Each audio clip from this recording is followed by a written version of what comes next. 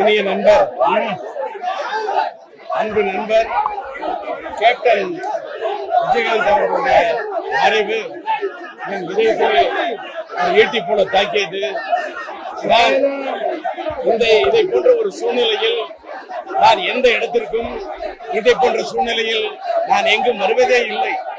ஆனால் இன்று காலை வெளிநாட்டில் இருக்கக்கூடிய என் மகன் STR, அப்பா எப்படியாவது கேப்டன் மறைவு அவருடைய மனதை வாட்டுகிறது.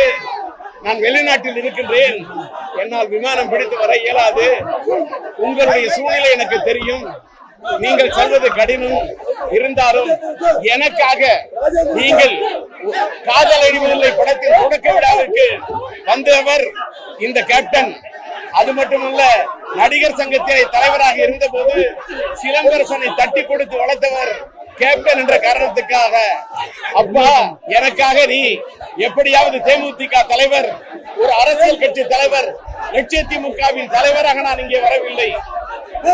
ஒரு கலைஞனாக, ஒரு நடிகனாக, ஒரு மனிதன், நல்ல மனிதன், ஒரு தலைவன், ஒரு திரை உலகத்திலே நடிகராக உதயம் எடுத்து புரட்சி கலைஞராக மாறி கேப்டன் என்ற பெயர் எடுத்து ஒரு தேமுதிக என்ற ஒரு கட்சியை உருவாக்கி தமிழ்நாட்டின் சட்டசபையில் எதிர்கட்சி தலைவராகி தனக்கென்று ஒரு தனி முத்திரையை பதித்த அவர் ஒரு தலைவன் என்பதை மீறி ஒரு நல்ல மனிதன் என்ற பெயர் எடுத்தவர்.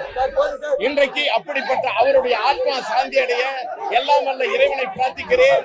அவரை இழந்து வாடும் ரசிகர்களுக்கும் அவரது தொண்டர்களுக்கும் அவருடைய குடும்பத்தாருக்கும் என்னுடைய ஆறுதலை தெரிவித்துக் கொள்கிறேன். அவருடைய ஆத்மா சாந்தி அடைய எல்லாம் வல்ல இறைவனை பிரார்த்திக்கிறேன்.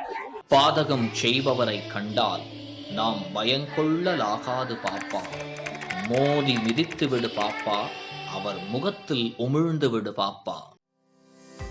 அண்மை செய்திகளை உடனுக்குடன் தெரிந்து கொள்ள இணைந்திருங்கள் இயம்நாடு தொலைக்காட்சியுடன்.